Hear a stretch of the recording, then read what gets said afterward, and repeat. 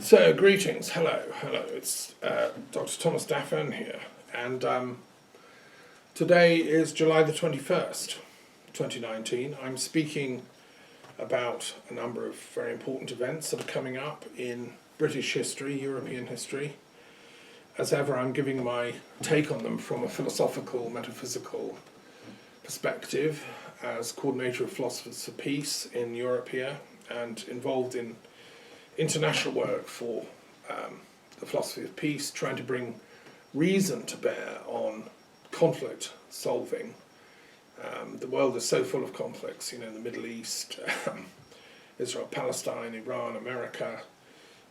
We still have conflicts unhealed in Kashmir and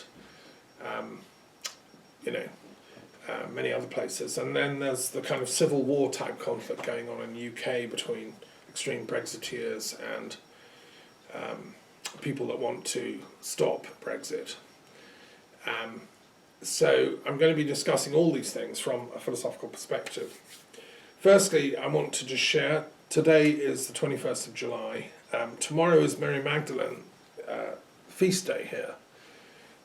In Europe, in France, particularly, it's a big thing. I'm organising an event here at the Museum of the Muses here in the centre of France in honour of Mary Magdalene. I founded the Mary Magdalene Studies Association in 2017, and this is our third conference we'll be having. A number of talks will be taking place, and then we're having another one down in Alais-les-Bains in the Pyrenees region, which is also, according to many people, very important for Mary Magdalene. So she's a very interesting character. Student, disciple of Jesus, at least, possibly what I call a wisdom lover. One of the most interesting studies is by Michael Haag, The Quest for Mary Magdalene, History and Legend. He goes into what we know from the Gospels, what we know from the other texts, the Gnostic texts, and then what we can piece together from other historical sources. She seems to have been part of a group of actually fairly well-to-do women in the Galilee region. She was friends with Joanna, who was the wife of the high steward of Herod Antipas, who was actually the king of that region of the Galilee where Jesus began his teaching mission. And Joanna and Mary Magdalene and others used to travel and listen to Jesus. They became convinced he had something very important to say about the kingdom of God and how that cuts through one's secular kind of reality and imposes on us new moral duties and spiritual duties. Above all, the duty of intelligence and wisdom. Membership in the kingdom of God, it's a bit like the Republic of Letters that in the Enlightenment period people used to talk about. It does require a certain intelligence. Christ was a teacher, and so it's not a legacy that we in Europe with our Christian heritage can kind of take for granted. Each generation has to be re-educated into the depths of wisdom that the kingdom of God requires of us. And just near where I'm living here, there's an ancient abbey from the Plantagenet times when Eleanor of Aquitaine was the suzerain of this area in Aquitaine, and it was a interesting abbey called the Abbey Prébenois. It's just a couple of miles down the road from me, and we're having an event this weekend. I'm there. I was there yesterday afternoon. I'll be there this afternoon, and I'm there as a kind of wandering cleric. It's called the Festival of Spirit, and people are there doing, performance, theatre type things, reenacting the abbey as it was in its glory days. It's now no longer functioning as an abbey. It's a secular building used as for events, conferences, that kind of thing. And I'm there role-playing Abelard. It's great fun, doing counselling, confessions, etc., on a one-to-one basis with just local French people that are interested in spirituality, but also are on their own journey. So, and I, for many years, have had a deep love of the scholarly tradition which Abelard founded in the University of Paris when he tried to reconcile Aristotelian texts with the Bible and tried to use logical methodology to analyse the Christian heritage. Abelard was a fascinating character who ended up in Cluny Abbey, which I've been to here in France, not far from me, which was the centre of many, many great abbeys, including ones in Lewis. That was a Cluniac priory, opposite the college where I studied sociology as a young boy doing an A-level. And there are many other Cluniac properties throughout Britain. I think Paisley Abbey was one in Scotland, which is where the Stuarts began their career, later becoming the monarchs of the combined Britain of Scotland and England and Wales, whose future is now at stake because of Brexit. So I think what I'm trying to do with these talks is to use, as it were, Abelard's method of rationality applied to spirituality. You see, I think there's such a thing as a rational spirituality, which is authentic, orthodox, good, it leads to salvation. And you can find it in all traditions. It's not just Christian. Abelard himself was in correspondence with Jews and Muslims in Spain, it turns out, from latest scholars' research, as any philosopher should be. That's why I'm in touch with philosophers all over the world, in India, in Spain, in China, in Russia, whatever, and have been for years. So, yes, rational spirituality can be found in all authentic traditions, be it Christian, be it Muslim, be it Jewish, be it Confucian, Taoist, Hindu, Buddhist, and so on. And in ancient traditions like Druidry and the pagan paths, ancient Roman thought, etc., Greek, yes, there's a rational spirituality, which I think Socrates stood for, and the great philosophers, Plato, Parmenides, Heraclitus. That's our heritage as Europeans and as intellectuals and educated people. That's the Republic of Letters, right? And if we betray that heritage, if we go back to a fake, irrational spirituality, or an anti-spiritual rationalism, there's both are dangerous. There's the extremist, materialist, anti-spiritual rationalists who say no, all religion and theology and spirituality is nonsense. Shut all the mosques, shut the synagogues, shut the churches. Shoot religious people. They tried that in the Bolshevik catastrophe, which although it had some promising bits to it, and Marx had some brilliant insights, and he exposed the problems of advanced industrial capitalism. And Lenin was a very clever man, he'd studied and realised that imperialism was the highest form of capitalism. He knew what he was up against. But the strategy he adopted, which was like, line them up, shoot them, is a false strategy, in my opinion, because as a man of non-violence, I believe that kind of violence only ever escalates and leads to counter-violence. So I'm against the warrior solution to complex political, intellectual and moral problems in society. I mean, Tolstoy agreed with me in Russia that, no, you can't solve Russia's huge problems through violence.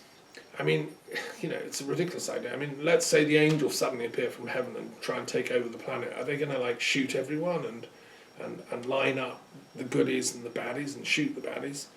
Some people think Armageddon's going to be like that. There's going to be angel battles. I don't. I'm a I'm a peace person, and that applies to all battles, all struggles, all cosmic confrontations in all parts of the universe, from this plane to the heaven worlds, supernatural kingdoms. It's time for the angels and devils to do some study, go back to the library, and realise that actually there's no need for these wars. The only war that we need to be having is for intelligence, for enlightenment. That's the struggle, the only struggle worth having. And that's what Buddha realised, when he gave up the chance of being a king and a warrior king and leading his armies. No, I want to be a spiritual seeker of enlightenment. And that's, I agree with that position. And I think so did Abelard. That's what the Abbey of Cluny stood for, and it's what my abbey locally stood for, and it's what Mary Magdalene stood for, and it's why she supported Jesus, because that's what he was saying. He was saying, look, I could be the king of Israel. I've got a genealogy going back to, Solomon, and before that to Seth, the wisest of Adam and Eve's children. But no, I'm not going to cash that in and become like a normal king. I'm a seeker of wisdom, and I'm a teacher, and I will teach wisdom. That's far more precious than any amount of, kingshipness and queenliness and all that nonsense. That leads to power politics and violence and tortures and inquisitions and, the rack, ultimately. No, not the path. So anyway, that leads me to my second point, which is the chaos of Brexit and where it's come from. And the chaos in America, really. This kind of nationalist resurgence under Trump. He loves Brexit. He wants it to happen. He's really looking forward to Boris Johnson becoming Prime Minister. He'll be pushing every single American intelligence unit he can into supporting Boris and Brexit. You'll see lots of misinformation and disinformation coming out against anyone that speaks against Brexit now. We're watching a kind of coup led by the extreme right in America and the extreme right in Britain. It's a nationalist kind of neo-fascist coup. Well, everyone agrees on that. All the intellectuals and commentators and people, you see desperate posts on Facebook all the time. My job as a scholar and intellectualist is to find out, well, where's this come from? Is this true? I mean, how could this have happened? Surely, Britain and America, we're liberal democracies. There can't be a fascist coup going on here. This must be an exaggeration, surely. Well, I've done my research on this matter, and I've gone into it with a fine-tooth comb, as befits a rational, philosopher of history. And lo and behold, there's some surprising facts beginning to come out that I want to share with you about how deep the irrationalism is behind the Brexit faith. Brexit is a faith. You can't argue with an extreme Brexiteer. It's just like they get stars in their eyes and that's it. And it's a nationalist faith with tinges of quite strong racism. It's England for the English, English first. The fact that the Scots voted against it, the fact that the Northern Irish people voted against it and Ireland doesn't want it, well, that's glossed over because it's an English racist thing. Well, as an English person, I find this deeply offensive. That's not the England that I belong to. I belong to the outward-looking, internationalist, peace-loving, intellectual traditions of English culture. And I believe I speak for true England. This nationalist, xenophobic, racist England, have been hijacked and hoodwinked and literally taken over by some very sinister right-wing forces. And I'm going to explain how and why this has been going on and where it comes from. And I'm speaking as a doctor of philosophy, as a healer, really. I don't have venom against these people. I think they're misguided and just deluded. But everyone has off days. So let's look at Steve Bannon's role in Brexit.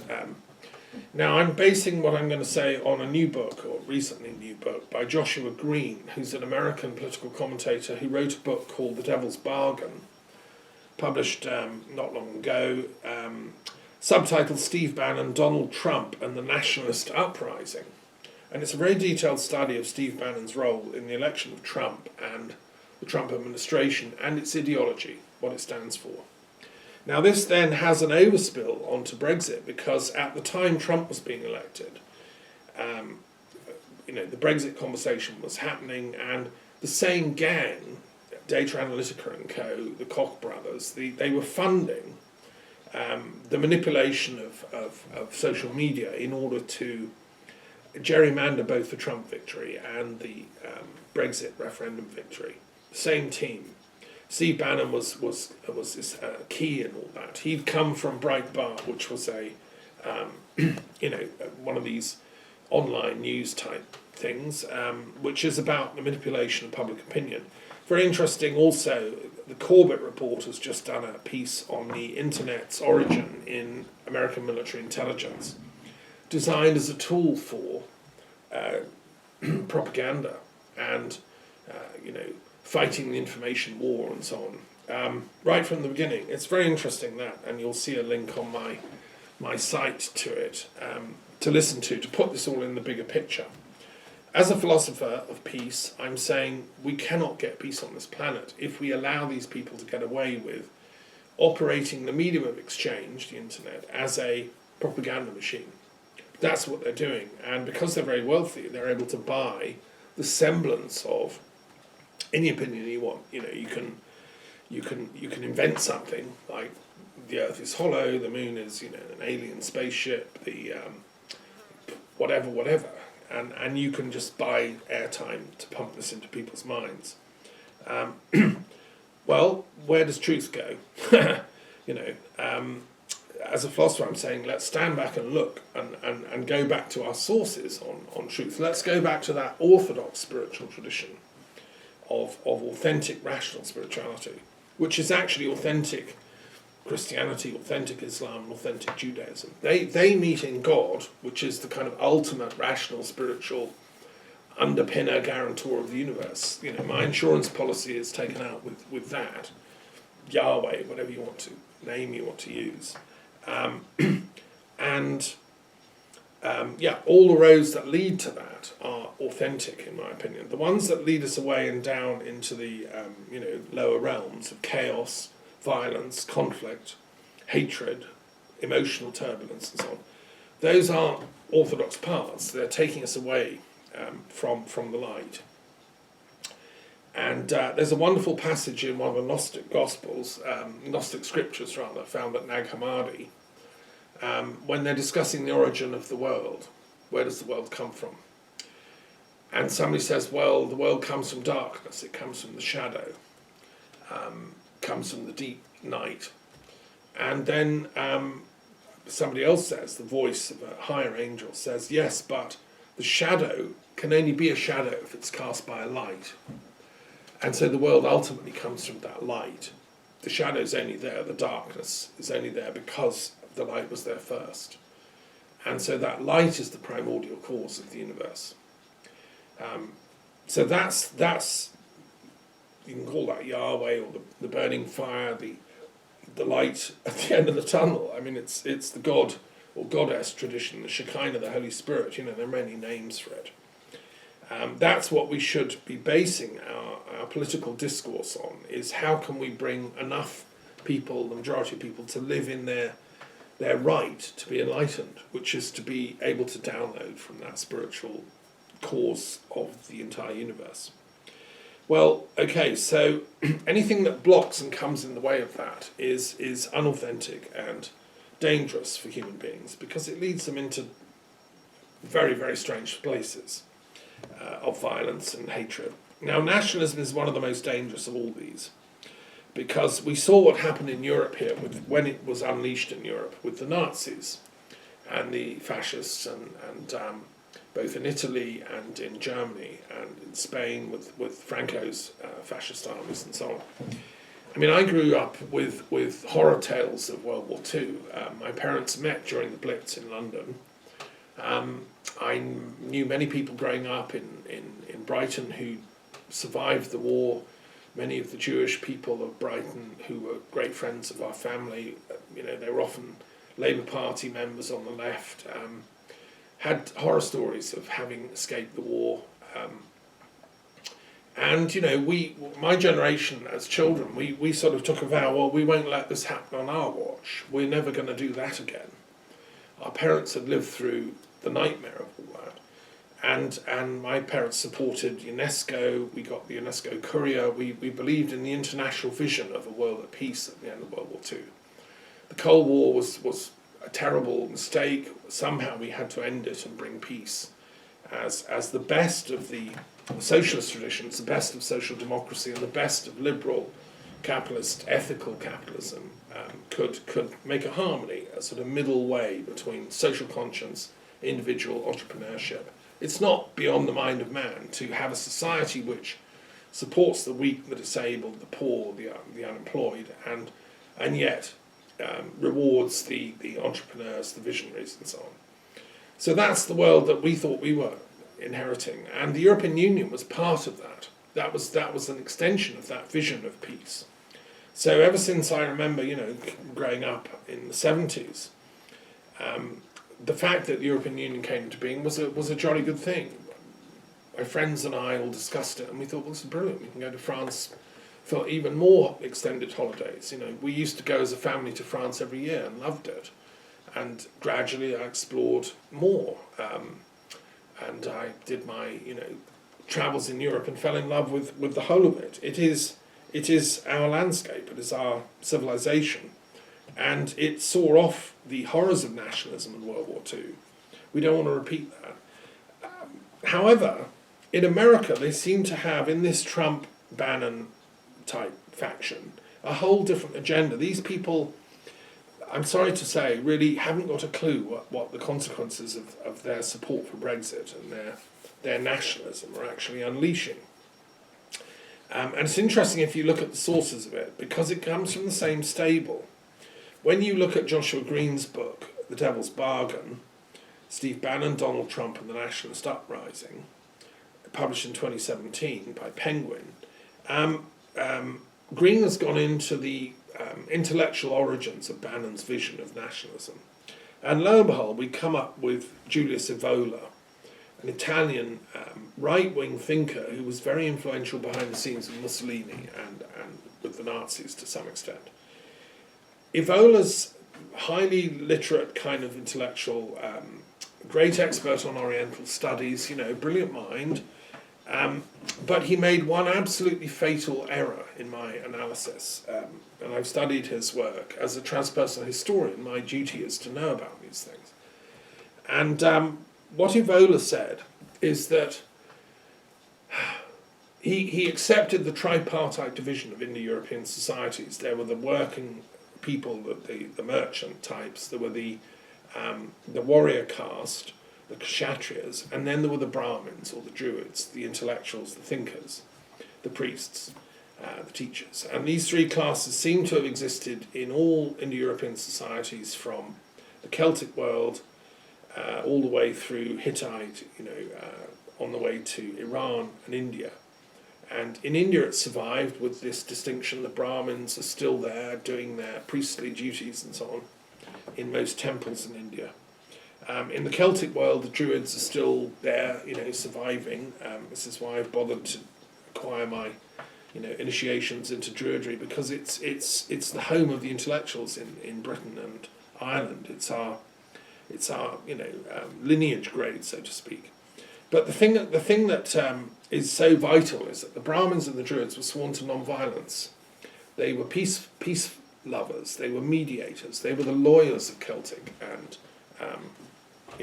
Indian society. When Sir William Jones discovered this, he was totally bowled over. He was a judge trained at Oxford, master of many languages, Latin, Greek, Persian, Arabic, Hebrew, Welsh. He was a Druid as well. He served as a judge in Wales, but then he was sent off to Calcutta, as it was then called, to become the head of the British legal service in India, British India. And being a scholar, he loved studying, like me, and he discovered that these amazing Sanskrit-speaking Brahmins had access to this very ancient wisdom, as old as the Druids. And lo and behold, he realised it was the same wisdom. The Druid gods that he knew all about from Wales, and these Sanskrit gods of the Hindus were the same deities, Indra, and Sarasvati and Brahma and so on. He could see shades and recognitions in the Druid tradition. And it was he that coined the phrase Indo-European as a language family. Now, I greatly admire Sir William Jones's work, and in a sense, what I've argued is that we can extend that now, because in my book, The Kabbalah Runes, I think I've proved, if William Jones were alive today, I think he would agree with me, I wish he were here and could help, that the Indo-European language family actually is related to the Hamito-Semitic language family, which includes all the Semitic dialects like Hebrew, Arabic, Phoenician, Canaanite, also Egyptian, and even down to Ethiopian and so on. These are from another big language family. Well, there's I think, enough evidence that that family and the Indo-European go back to even more ancient common roots in Paleolithic times, 25,000 BC or whatever. And one of the evidences for that is the commonality of the esoteric traditions, which become in the Hamito-Semitic tradition, they become known as the Kabbalah. In the Indo-European tradition, they become the runic knowledge of the Norse, the Ogham knowledge of the Celts, or the Sanskrit knowledge of the Brahmins and their equivalents. Anyway, that's a kind of a detail. Now, you see, Evola didn't know all this. He lived some time ago. He did what he could in terms of Oriental scholarship and trying to integrate it all. He came up with this idea: the Indo-Europeans are the best people. They called them Aryans as well. They're the only worthy tribe, and that which fitted in with Hitler's Aryosophy, which was this, again, as Nicholas Goodrick Clark pointed out, my colleague from Oxford and Exeter University, who studied these right-wing esoteric groups for his PhD. He said that, this is hugely influential on the Nazi traditions. But I think they were wrong, all of this lot, intellectually, because they're bashing on about Aryans are the best, Aryans are the best. Well, hang on. No, they're not. They're just one of the party here. The Semites are pretty good too. They were pretty wise, these ancient Hebrews and Arabs and Babylonians, and Phoenicians. For God's sake, they invented the alphabet. They gave us the Bible. They've given us Yahweh. They've given us ancient Egyptian theology, which is pretty deep stuff. And most, esotericists in Europe have been studying the Hermetica since it was put back in vogue in the Florentine Academy. And as I mentioned last week, John Dee and people, these are all Hermeticists. So no, I'm not going to buy this Aryans are the best and kill everyone else nonsense. That's intellectual poverty. That's just stupid. That's mob thinking. And no, the Semites are pretty amazing too. And so my proposal is that actually they go back to a common root. I think I proved it. Read my book, The Kabbalah Runes. But Evola didn't know any of that. He didn't have the, I don't know what it was, the intelligence possibly, the morality, whatever, to work that out. Instead, no, Aryans are the best, they're the only ones. And B, he hated Brahmins, and by extension Druids. He hated intellectuals, actually, which is ironic, given that he is one. And he said that it's time for the warriors to seize power in society, the Kshatriya. His entire thesis was Brahmins, intellectuals, they've let us down, academics, get rid of them. Let's do a takeover by the Kshatriyas, the warrior class, and they will run society. So Evola had this kind of ridiculous inversion of truth, whereby he said that the warriors should take precedence and supremacy over and above the intellectuals and the Druids and the Brahmins. Well, that's a heresy, my friends. It's just wrong, because what that means is society becomes entirely violent. If you put the warriors in absolute control of everything, what are they going to want? More and more wars. That's what they do. They're good at wars, right? And so they're going to hijack all the money, the spending for weapons. They're going to make bigger and bigger weapons, have more and more dangerous wars. They're going to invent interspace wars, intergalactic wars. They're going to use everything like, God knows what, time travel, discoveries to have wars throughout different time zones, like in the movie Highlander and so on and so on. It will be a nightmare living in a world which is run by warriors. And that, my friends, is what the fascist and Nazi era was, because Hitler was a warrior. Not a particularly important one, but he was a warrior. He was tough, courageous. He'd fought in World War I. And, he brought those warrior values to German society. He warriorized or militarized German society, which was pretty warrior-like anyway. But Germany did have respect for intellectuals. They had some brilliant thinkers. They had the whole, modern philosophical traditions of Kant and Hegel and all that. Well, no, they were all swept away. People were thrown out of universities in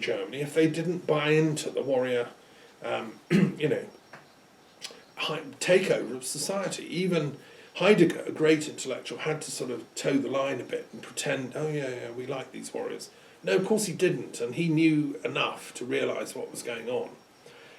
But he had to keep quiet. Well, we don't. I'm saying no. Let's speak out now. And so this warrior takeover, he loved Mussolini because he, again, was a warrior.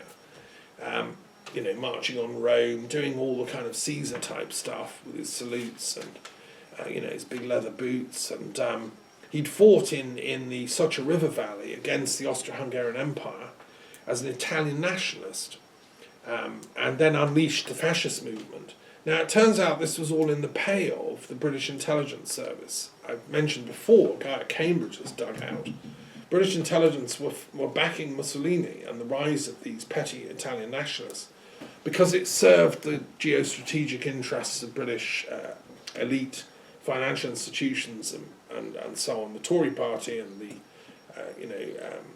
others that were running Britain at the time, to see nationalism rise up. And I think that's a stain on Britain's role in society and a disgraceful error morally. And that's why Brexit is an extension of that attitude. Britain first, we can destroy anyone, we can create fake things. And it's very strange, isn't it, synchronistically, that the Italian right-wing neo-fascists have come back, just as Britain is trying to play this nationalist card with Brexit. And I can bet my boots, 99.9% certain, there are British intelligence people in Italy helping fund that. Future historians will have access to the archives. I'm sure they will, I will be proved right in this. And I think it's very sinister and very wrong. And by the way, I mean English intelligence operatives. That's what's so disgraceful. And the thought that Boris Johnson is about to become, the master of all this is just a ridiculous nightmare. The guy hasn't finished his education. He's never done his higher degrees. He shouldn't be allowed. People like that lack qualifications. But for the warrior class that are trying to seize power in Britain and America, they're perfect fools because they can be their unwitting instruments, because they don't have the intelligence to see through the warrior class behind the scenes what they're trying to do. They just become their bumbling instruments. So Boris is a perfect idiot for this takeover of our society. I believe there's enough moral parliamentarians from all parties that realise what's going on and will vote him out of office if he becomes Prime Minister, even for a few days. And a general election will have to ensue. His values are completely antithetical to everything that a liberal parliamentary democracy stands for. And it's incredible that he's even been discussing, well, I'll just suspend Parliament, I'll push Brexit through, just won't call Parliament, just block it. This is how fascist thinks. This is how Mussolini thought. This is what Mussolini and Hitler actually did. Hitler actually did suspend Parliament. Well, no, I'm sorry. And we need to know why these people think like that. Evola is the key figure here. He's got a very, very long-term plan for reforming society. As I've said, it's the takeover of society by the warrior class. The intellectuals, the peace thinkers, Druids like me, Brahmins, etc., just basically there for the chop, for the fire. Well, no, I'm afraid we're not. We're fighting back, my friend, but non-violently. Now, what's very interesting is that Steve Bannon is steeped in all this. And Joshua Green's book exposes how deeply Bannon is versed in this right-wing occultism of warrior worship. He is himself one of them. He is a warrior. He fought in the Cold War. He was a Cold War